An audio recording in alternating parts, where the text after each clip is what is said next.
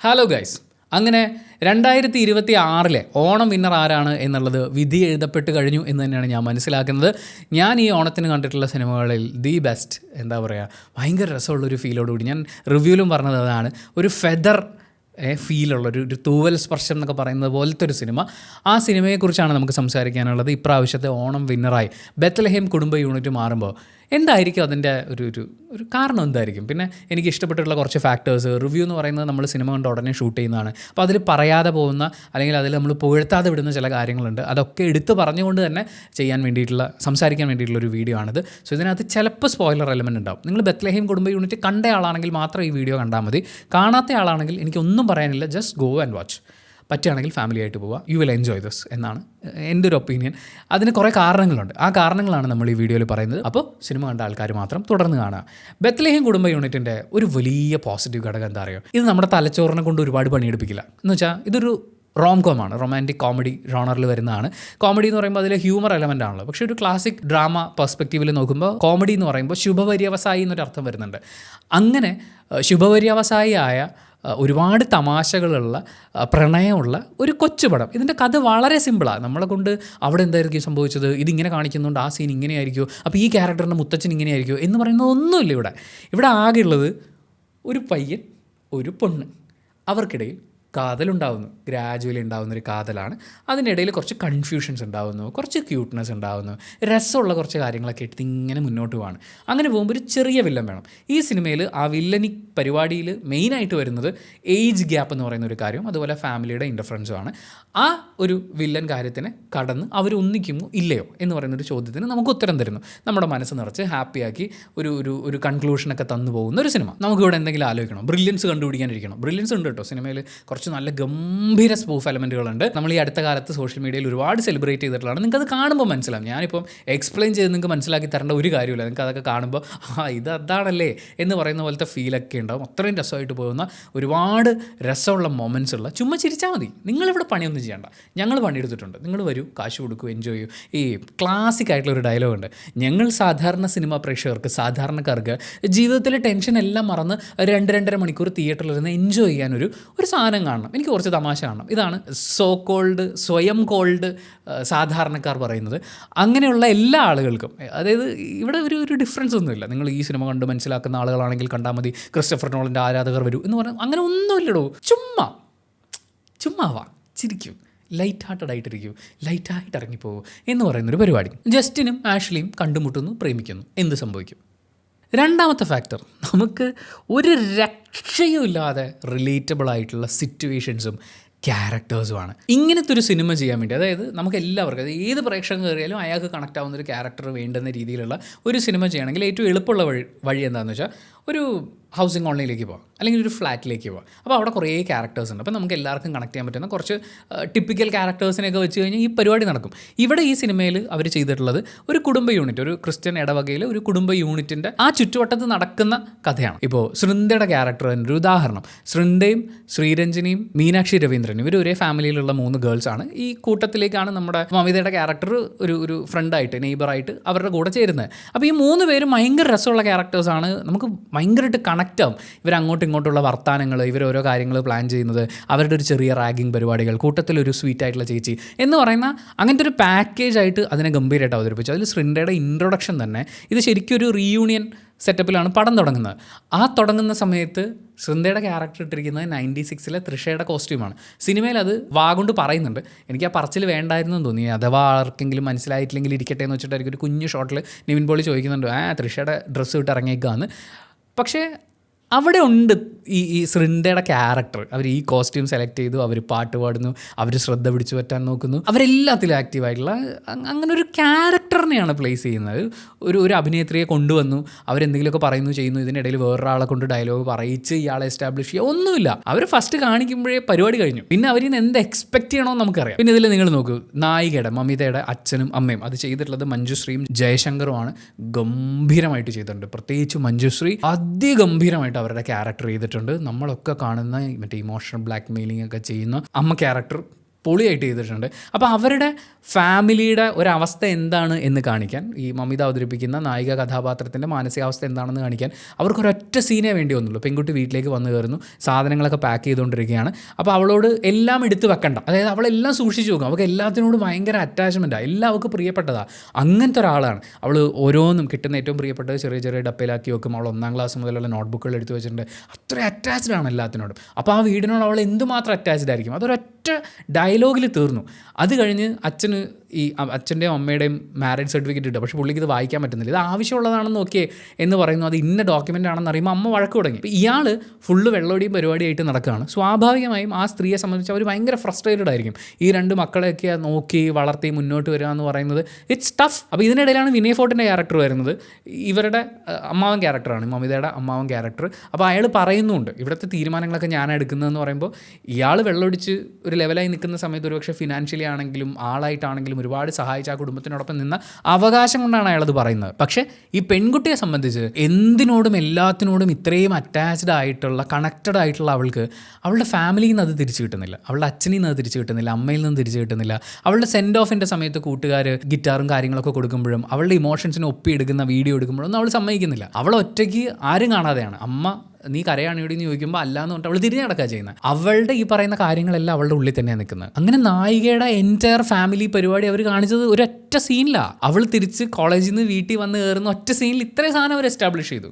That's the beauty. അവിടെ ഒരു കഥാപ്രസംഗവും. ഇനി നായകനിലേക്ക് വരും. നിവിൻ പോളി അവതരിപ്പിക്കുന്ന ക്യാരക്ടർ റീയൂണിയൻ്റെ സമയത്ത് തൻ്റെ ഫ്രണ്ട്സ് അവർക്കൊക്കെ മക്കളായി. അപ്പോൾ അവർ കല്യാണം കഴിക്കാൻ പറയുന്നു. ഇയാൾ കല്യാണം കഴിക്കേണ്ട ആവശ്യമൊന്നുമില്ല, മറ്റേ സിഗ്മയാണെന്നൊക്കെ പറയുന്ന പോലത്തെ ഡയലോഗും കാര്യങ്ങളൊക്കെ നമ്മൾ കാണുന്നില്ലേ. ആക്ച്വലി അയാളൊരു ലോല ഹൃദയമാണ്. നമ്മുടെ ഒക്കെ ഒരു നെയ്ബർഹുഡിൽ അങ്ങനെ ഒരു ചേട്ടനുണ്ടാവും. എൻ്റെയൊക്കെ കുട്ടിക്കാലത്ത് അങ്ങനത്തെ കുറച്ച് ചേട്ടന്മാരുണ്ടായിരുന്നു. അവരെല്ലാത്തിനും നമ്മുടെ കൂടെ ഉണ്ടാവും. നമ്മളെ കൊഞ്ചിച്ച് കൂടെ കൊണ്ടു നടക്കുക, നമ്മുടെ ഏതൊരു ആവശ്യത്തിനും ചില്ലറ പൈസ മുടക്കുള്ള കാര്യങ്ങളൊക്കെ അവർ ഡീൽ ചെയ്യും.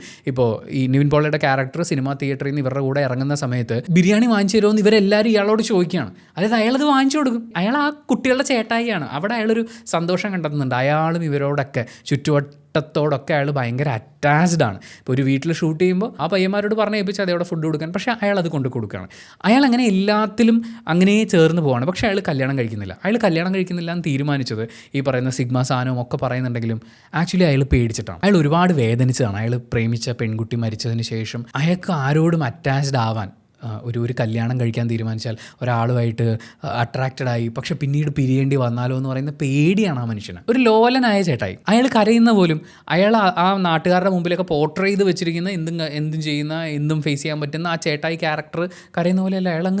അയാളങ്ങ് ഇല്ലാണ്ടാവുകയാണ്. അപ്പം സംഗീത് പ്രതാപിൻ്റെ ക്യാരക്ടറാണ് പറയുന്നത്, താൻ അന്ന് കഷ്ടപ്പെട്ടത് ഞാൻ കണ്ടതാടോ എന്ന്. അങ്ങനെ ഒരു ലോലൻ ക്യാരക്ടറാണ് നിവിൻ പോളി അത് ചെയ്യുന്നത്. ഇയാളുടെ അച്ഛനും അമ്മയും ലാപ്ടോപ്പ് നന്നാക്കാൻ വരുന്ന കുട്ടിയുടെ അടുത്ത് വെട്ടുകിളി പ്രകാശിൻ്റെ ഒറ്റ ചോദ്യമേ ഉള്ളൂ, നന്നായാ? അങ്ങനെ എന്തൊരു സാധനം ചോദിക്കുന്നത്. അവിടെയൊക്കെ ഉണ്ട്. തട്ടി നോക്കിയോ, റീസ്റ്റാർട്ട് ചെയ്ത് നോക്കിയോ, ബാറ്ററി ഊരിട്ടിട്ട് നോക്കിയോ. അയാൾ റിമോട്ട് നന്നാക്കുന്ന പോലെ എല്ലാം നന്നാക്കാം. പക്ഷേ അയാൾക്ക് അതേ അറിയുള്ളൂ. അയാളുടെ മകനെ നന്നാക്കാൻ അയാൾക്ക് പറ്റിയിട്ടുണ്ടാവില്ല, ചിലപ്പം ആർക്കും പറ്റിയിട്ടുണ്ടാവില്ല. നന്നാക്കാൻ ഇൻ ദ സെൻസ് അവൻ്റെ വിഷമത്തിനെ അഡ്രസ്സ് ചെയ്യുക, അവൻ്റെ പേടിയെ മാറ്റിയെടുക്കാൻ അവിടെ ആരും കോൺസ്റ്റൻ്റ്ലി എഫേർട്ട് ഇട്ടിട്ടുണ്ടാവില്ല. ആൻഡ് വിനയ് ഫോർട്ടിൻ്റെ ക്യാരക്ടർ, അയാളാണ് ആ ഫാമിലിയിൽ തീരുമാനം എടുത്തുകൊണ്ടിരുന്നത്. അയാൾ ഇവിടെ വന്നിട്ട് ബഹളം വെക്കുകയാണ്. ഈ അധികാരങ്ങളെല്ലാം പിടിച്ചു വെച്ചിരിക്കുന്ന, നമുക്ക് ഉപകാരമൊക്കെ ഉണ്ടായിട്ടുണ്ടാവും, പക്ഷേ അധികാരമൊക്കെ പിടിച്ചു വെച്ചിട്ട് ഒരുപാട് ദുശാഠ്യങ്ങളൊക്കെ ആയിട്ട് നിൽക്കുന്ന ഒരു കൊനഷ്ട അമ്മാവനുണ്ടല്ലോ, ആ രീതിയിൽ അത് അങ്ങനെ തന്നെ അവതരിപ്പിച്ചു എന്നുള്ളത് സിനിമയുടെ നമുക്കത് ഭയങ്കരമായിട്ട് കണക്റ്റ് ആവുന്നത് അതുകൊണ്ടാണ്. പക്ഷേ ആ അമ്മാവ് മുന്നോട്ട് വെക്കുന്ന കൺസേൺ വളരെ വാലിഡാണ്. അവൾ എന്നെ അങ്കിൾ എന്നാണ് വിളിക്കുന്നത്. ഞാനും നീ തമ്മിൽ 2-3 വയസ്സിൻ്റെ വ്യത്യാസമുള്ളൂ. ശരിയാണ്, അവർക്കിടയിലുള്ള പ്രായ വ്യത്യാസം അത് പരിഗണിക്കേണ്ട ഒരു വിഷയം തന്നെയാണ്, കൺസേണിങ് ആയിട്ടുള്ളൊരു വിഷയം തന്നെയാണ്. അയാൾ അവളെ പ്രൊട്ടക്റ്റ് ചെയ്യാനാണ് നോക്കുന്നത്. പക്ഷേ അയാൾക്ക് അതിനോടൊപ്പം ഒരുപാട് ദുശാഠ്യങ്ങളുണ്ട്. അയാൾ ഭയങ്കര കൺട്രോളിങ് ഫിഗറായിട്ട് നിൽക്കുകയാണ്. മമിതയുടെ ക്യാരക്ടറിന് ആരും കൊടുക്കാത്ത സ്നേഹവും അവളെ പതുക്കെ മനസ്സിലാക്കാനൊക്കെ പറ്റുന്ന ഒരു ചേട്ടായിയാണ് നിവിൻ എന്ന് പറയുന്നത്. അയാളത് മുതലെടുക്കുകയൊന്നുമല്ല, അയാൾ ജെനുവിൻലി നൈസായിട്ടുള്ള ഒരാളാണ്. ആ ആളുടെ അടുത്ത് ആ പെൺകുട്ടിക്കൊരു ഇഷ്ടം തോന്നുന്നു. പക്ഷേ അവിടുത്തെ ഫാക്ടർ അത് വിനയ് ഫോർട്ടിൻ്റെ ക്യാരക്ടർ അഡ്രസ്സ് ചെയ്യുന്നുണ്ട്. പക്ഷേ ഈ കൊനഷ്ടമായിട്ട് ഒന്നിനും സമ്മതിക്കാത്ത ചില അമ്മാവന്മാരില്ലേ, അങ്ങനെ അത് വിനയ് ഫോർട്ട് ഗംഭീരമായിട്ട് ചെയ്തിട്ടുണ്ട്. പിന്നെ എടുത്ത് പറയേണ്ട, ഞാൻ റിവ്യൂവിൽ പറയാൻ വിട്ടുപോയാൽ എനിക്ക് ഭയങ്കര വിഷമം തോന്നിയിട്ടുള്ളൊരു ക്യാരക്ടറാണ് റോഷൻ ഷാനവാസ് അവതരിപ്പിച്ചിട്ടുള്ള ക്യാരക്ടർ. പഴയ സിനിമകളിലെ ഈ ഒരുപാട് പൊട്ടിത്തകർന്ന സിനിമകളിലൊക്കെ ജഗതിച്ചേട്ടൻ വരുന്ന ചില സീനുകളുണ്ടാവും. അത് ഈ കോമഡി സീക്വൻസുകളൊക്കെ ആഡ് ചെയ്തിട്ടുള്ള യൂട്യൂബ് വീഡിയോസിലൊക്കെ നമുക്ക് കാണാൻ പറ്റും. ആ ജഗതിച്ചേട്ടൻ ഭയങ്കര രസമായി ചെയ്തിട്ടുള്ള സിനിമ നമ്മൾ പോയി കണ്ടാൽ നമ്മൾ ബോറടിച്ചിരിക്കും. കാര്യം സിനിമ തല്ലിപ്പൊളിയായിരിക്കും, പക്ഷേ ജഗതിച്ചേട്ടൻ രസമായിട്ട് ചെയ്തിട്ടുണ്ടാവും. ഈ സിനിമ ഗംഭീര സിനിമയാണ്, ഭയങ്കര രസമായിട്ട് പോകുന്നൊരു സിനിമയാണ്. ഇതിനകത്ത് റോഷൻ വരുന്ന എല്ലാ ഷോട്ടും ചിരിക്കാനുള്ളതാണ്, പുള്ളി സ്കോർ ചെയ്യാനുണ്ട്. പക്ഷേ ആ സീനുകളുടെ പ്രത്യേകം എന്താ അറിയോ, ഈ സീനുകൾ മുഴുവൻ നമ്മൾ മുമ്പ് ഏതൊക്കെയോ സിനിമകളിൽ കണ്ടിട്ടുള്ള ഒരു പുതുമയില്ലാത്ത രംഗങ്ങളാണ് റോഷൻ വന്ന് ചെയ്യുന്നത്. പക്ഷേ അത് റോഷൻ ചെയ്യുമ്പോൾ അത് വീണ്ടും നമുക്ക് ചിരിക്കാനുണ്ട്. അയാളിൽ എന്തോ സ്പെഷ്യലായിട്ടൊരു സാധനമുണ്ട്, അല്ലെങ്കിൽ അയാൾക്കൊരു സ്പെഷ്യൽ സാധനം കൊണ്ടുവരാൻ പറ്റുന്നുണ്ട്. ഒരു പെണ്ണിനെ ഇഷ്ടപ്പെടുന്നു, അവൻ കോമഡി പീസായിട്ട് മാറുന്നു, അവൾക്ക് വേറൊരാളെയാണ് ഇഷ്ടമെന്ന് അറിയാതെ അവളുടെ പുറകെ നടന്ന് അങ്ങനെ ചമ്മിപ്പോവാന്ന് പറയുന്നത് എത്രയോ സിനിമകളിൽ നമ്മൾ കണ്ടിട്ടുണ്ട്, എത്രയോ ആർട്ടിസ്റ്റുകൾ ചെയ്തിട്ടുണ്ട്. പക്ഷേ റോഷൻ ചെയ്യുമ്പോൾ അതിൻ്റെ ആയിട്ടുള്ളൊരു രസമുണ്ട്. സുരേഷ് കൃഷ്ണ, നമ്മൾ നേരത്തെ പറഞ്ഞ ചേട്ടായിയുടെ ചേട്ടൻ, ആ പുള്ളി അയാളൊരു പാവം മനുഷ്യനാണ്. അയാൾക്ക് ഒരു കമ്പനി, അയാൾ ഈ കൂട്ടത്തിൽ എല്ലാവരുടെയും കൂടെയൊക്കെ ഒരു ഓളത്തിൽ അങ്ങനെ തട്ടിമുട്ടി മുന്നോട്ട് പോവുകയാണ്. ഒരു പാവം മനുഷ്യൻ. ശ്യാം മോഹൻ പ്രേമലൂല് ചെയ്തതിൻ്റെ ഒരു എക്സ്റ്റൻഷൻ പോലെയാണ് ഈ സിനിമയിൽ. ഇതിനകത്തൊരു വില്ലൻ ഷെയ്ഡിലുള്ളതാണ്. പക്ഷേ ശ്യാം മോഹൻ വളരെ കൺട്രോളിംഗ് ആയിട്ടുള്ള, ഭയങ്കര ടോക്സിക് ആയിട്ടുള്ള, നമ്മുടെ ജീവിതം ഭയങ്കര ദുസ്സഹമാക്കുന്ന ഒരുപാട് ട്രൈറ്റ്സ് കൂടി ചേരുന്നൊരു ക്യാരക്ടറാണ്.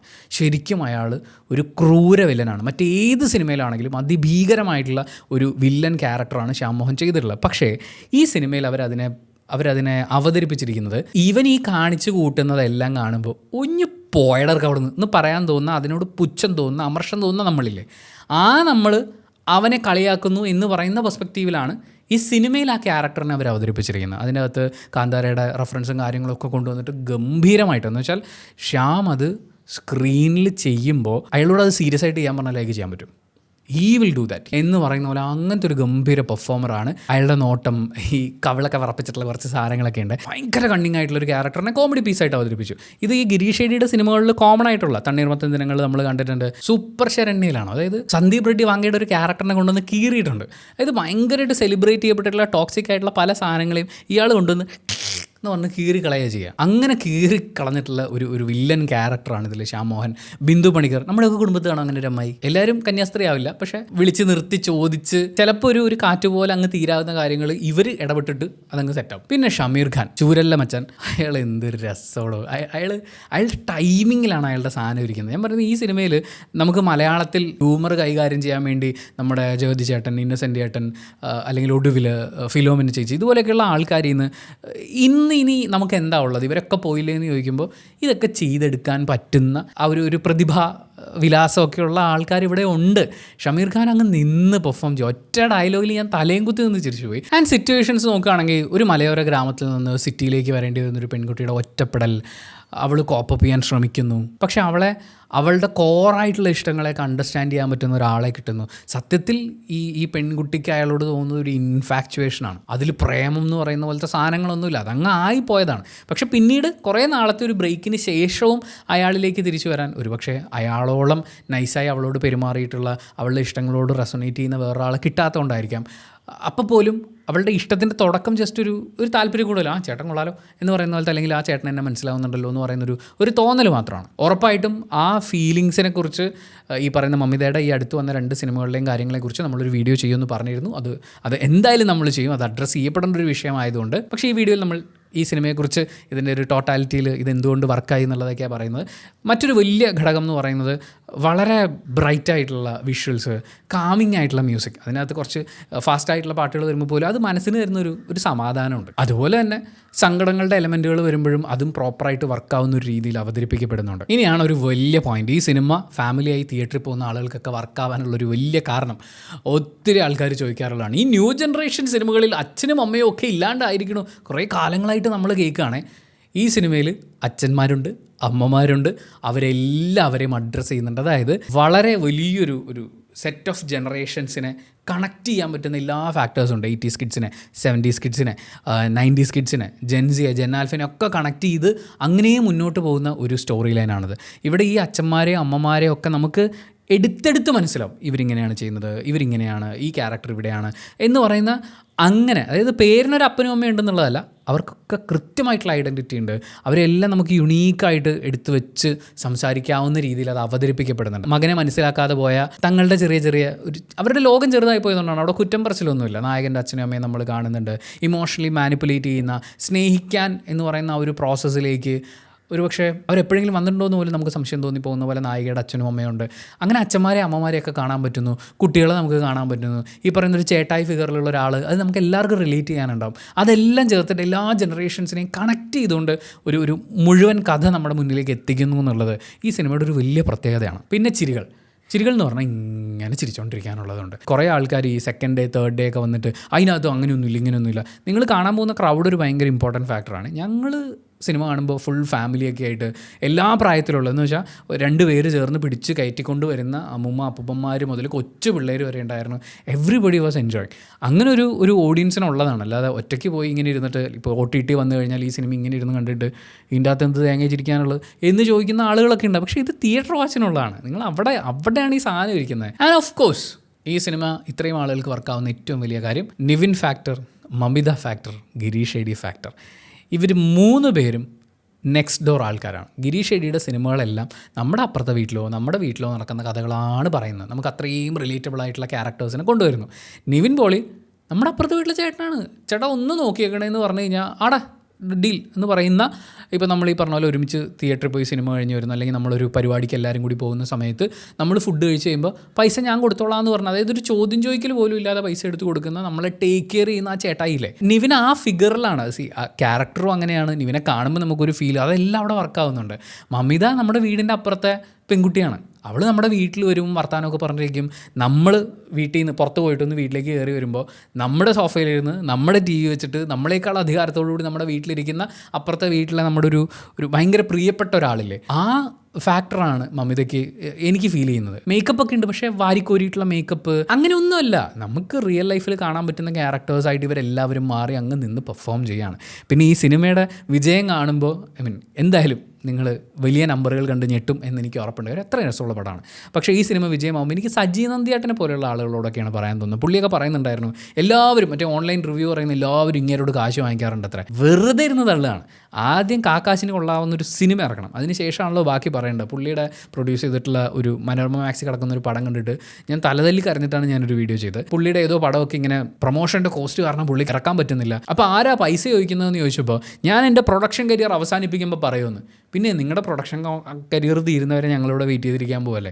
അങ്ങനെ ആരെങ്കിലും കാശ് നിങ്ങളോട് ചോദിച്ചു വാങ്ങിച്ചിട്ടുണ്ടെങ്കിൽ അത് ആരാണെന്നുള്ളത് തുറന്നു പറയണം. അങ്ങനെ തുറന്നു പറഞ്ഞാൽ ബാക്കിയുള്ളവർക്ക് ഉപകാരം ഉണ്ടാവും. അല്ലാതെ വെറുതെ ഇങ്ങനെ കാർഡടച്ച് വെടിവെച്ചുകൊണ്ടിരിക്കുന്നത് ആർക്കും ഒരു ഉപകാരമില്ല. നാട്ടുകാർക്ക് കാര്യമൊക്കെ മനസ്സിലാവുന്നുണ്ട്. പിന്നെ ഈ റിവ്യൂ കാരണം പരാജയപ്പെട്ടു എന്ന് പറയുന്ന സിനിമകളുണ്ടല്ലോ, ആ സിനിമകൾ നിങ്ങൾ നേരെ പോയി ഒന്ന് കണ്ടു നോക്ക്. അപ്പോൾ നിങ്ങൾക്ക് മനസ്സിലാവും എങ്ങനെയാണ് ആ സിനിമ പരാജയപ്പെട്ടതെന്ന്. അപ്പോൾ സജി നന്ദിയേട്ടനെ പോലെയുള്ള ആളുകൾ മറ്റേ കോടികൾ മുടക്കേണ്ടി വരുന്നു പ്രൊമോഷൻ എന്ന് പറയുമ്പോൾ, ഇവിടെ ഭാവന സ്റ്റുഡിയോസിൻ്റെ പടങ്ങൾ നിങ്ങൾ നോക്കി. ഈ സിനിമ, ഈ ഒരൊറ്റ സിനിമ ഉദാഹരണമായിട്ട് വെച്ച് നോക്ക്. എന്ത് പ്രൊമോഷനാണ്. അവർ ഏത് ഓൺലൈൻ ചാനലിലാണ് പോയിരുന്ന് കക്ക ചിരിച്ചത്?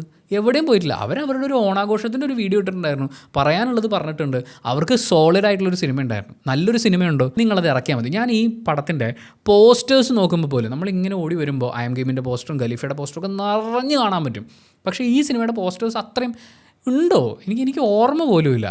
അത്രയും അവർ വലിയ പ്രൊമോഷനൊന്നും നിന്നിട്ടില്ല. സ്റ്റിൽ പടം ഹിറ്റാണ്. അതാണ്, നിങ്ങൾ നല്ല സിനിമ എടുക്കേണ്ടത് നിങ്ങൾ കൊണോണോണോ പറഞ്ഞുകൊണ്ടിരുന്നിട്ട് ഒരു കാര്യമില്ല. സജി നന്ദിയാട്ടൊക്കെ ഈ സിനിമ ഒന്ന് തിയേറ്ററിൽ പോയി കാണണം, എന്നിട്ട് റിവ്യൂ ഒക്കെ ഒന്ന് കാണണം, എന്നിട്ട് ഇവർ പ്രൊമോഷന് മുടക്കിയ കോടികളുടെ കണക്കൊന്ന് അന്വേഷിക്കണം. അപ്പോൾ നിങ്ങൾക്ക് മനസ്സിലാവും ഈ മൂഢസ്വർഗ്ഗത്തിലൊക്കെ ഇരിക്കുന്നതിന് പകരം പുതിയ സിനിമകൾ എങ്ങനെയാണ്, അതെങ്ങനെയാണ് മാർക്കറ്റ് ചെയ്യപ്പെടുന്നതെന്ന് നിങ്ങൾ ആദ്യം പഠിക്കുക. അപ്ഡേറ്റഡ് ആയിട്ടില്ലാത്ത കുറേ പ്രൊഡ്യൂസർമാരാണ് മലയാള സിനിമയുടെ ശാപം. അല്ലാതെ റിവ്യൂവേഴ്സോ നടന്മാർ കാശ് കൂട്ടി ചോദിക്കുന്നോ ഈ പറഞ്ഞ പരിപാടി ഒന്നുമല്ല. നിങ്ങൾ ആദ്യം പണിയൊന്ന് പഠിക്കുക. കിട്ടാവുന്ന കൊള്ളാവുന്ന പച്ചക്കറി എല്ലാം കൂടി ഒരു കുക്കറിൻ്റെ അകത്ത് വാരിയിട്ടിട്ട് 2 വിസിലടിക്കുന്നതിന് മുമ്പ് ഞങ്ങൾക്ക് ഇത് ഇറക്കിയേ പറ്റുമെന്ന് പറഞ്ഞിരുന്നു കഴിഞ്ഞാൽ നിങ്ങൾക്ക് സാമ്പാറിന് സാമ്പാറോ അവിയലിന് അവിയലോ കിട്ടില്ല. എടുത്ത പച്ചക്കറി എന്താണെന്നും അതിൻ്റെ ഭാഗം എന്താണെന്നും അതിനെന്ത് ചിലവ് വരുമെന്നൊക്കെ കൃത്യമായി മനസ്സിലാക്കി അത് എങ്ങനെ സെല്ല് ചെയ്യാൻ പറ്റുമോ എന്നുള്ളത് മനസ്സിലാക്കിയിട്ട് വേണം കറി ഉണ്ടാക്കാൻ കയറാൻ. അല്ലാതെ എല്ലാം കൂടി കൂട്ടിയിട്ട് കത്തിച്ച് കഴിഞ്ഞാൽ കുക്കർ പൊട്ടിത്തെറിക്കും. അങ്ങനെ പൊട്ടിയ പടമുള്ള ആൾക്കാരുടെ ഈ കരച്ചിലുകൾക്കിടയിൽ ഇത്രയും ഗംഭീരമായ സിനിമകൾ വരുമ്പോൾ അതൊക്കെ ഇങ്ങനെ നല്ല നല്ല രീതിയിൽ മാർക്കറ്റ് ചെയ്യപ്പെട്ട് നല്ല രീതിയിൽ ആൾക്കാരിലേക്ക് എത്തി അങ്ങനെ ഹിറ്റായി മാറുമ്പോൾ നമുക്ക് സന്തോഷമാണ്. ഇവരാരും എവിടെയും പോയിരുന്നു പറയാൻ പോകുന്നില്ലല്ലോ റിവ്യൂസ് പൈസ ചോദിച്ചു എന്ന്. ഓൺലൈൻ മീഡിയക്കാർ അവരെ തകർക്കാൻ നോക്കിയോ? അങ്ങോട്ട് ചെല്ല് തകർക്കാൻ വേണ്ടിയിട്ട് ഈ ഓൺലൈൻ മീഡിയക്കാരൊക്കെ പടത്തിന് നെഗറ്റീവ് റിവ്യൂ ഉണ്ടായിക്കൊണ്ട് എന്ന് കഴിഞ്ഞാൽ പ്രേക്ഷകർ കയറാതിരിക്കുമോ? ഇല്ല, പ്രേക്ഷകൻ കയറും. കാരണം അവർക്ക് അവരുടെ ബന്ധുക്കളും കൂട്ടുകാരും നാട്ടുകാരുമായിട്ടുള്ള ആളുകളിൽ നിന്നൊക്കെ കൃത്യമായിട്ടുള്ള ഐഡിയ കിട്ടിയിട്ടുണ്ട്. അവർ സിനിമയ്ക്ക് പോകും. പിന്നെ ഓൺലൈൻ മാർക്കറ്റിംഗ് എന്ന് പറഞ്ഞ് നടക്കുന്ന ഏതെങ്കിലുമൊക്കെ ആൾക്കാർ നിങ്ങളെ വന്ന് പേടിപ്പിച്ചു എന്ന് പറയുമ്പോഴേക്കും പേടിക്കാനിരിക്കണേ എന്തിനാ? നമ്മുടെ ഒരു മുൻ മുഖ്യമന്ത്രി പറഞ്ഞ പോലെ മടിയിൽ കനമുള്ളവനെ പേടിക്കേണ്ട കാര്യമുള്ളൂ. മാത്രമല്ല മാങ്ങയുള്ള മാവിന് നിങ്ങൾ എത്ര കല്ലെറിഞ്ഞാലും മാവ് തീരാൻ പോകുന്നില്ല, അതവിടെ നിൽക്കും, മാങ്ങ ഉണ്ടാവുകയും ചെയ്യും. അപ്പോൾ ആവശ്യമില്ലാത്ത പേടിയൊക്കെ മറ്റു ബത്ലഹീം കുടുംബ യൂണിറ്റ് പോയി കാണൂ എന്നാണ് എനിക്ക് പറയാനുള്ളത്. സോ ഇത്രയും റിലേറ്റബിൾ ആയിട്ടുള്ള ഇത്രയും രസമുള്ളൊരു സിനിമ, പക്ഷേ നമുക്കതിലൊരു എക്സ്പ്ലനേഷൻ ഇനി ചെയ്യാനുണ്ട്. തീർച്ചയായിട്ടും ഉടനെ ചെയ്യും. Thank you so much for watching this video. ഇഷ്ടപ്പെട്ടാൽ ലൈക്ക് ചെയ്യുക, കമൻറ്റ് ചെയ്യുക, ഷെയർ ചെയ്യുക, സബ്സ്ക്രൈബ് ചെയ്യുന്ന കാര്യവും ഹൈപ്പ് ചെയ്യുന്ന കാര്യവും പരിഗണിക്കുക.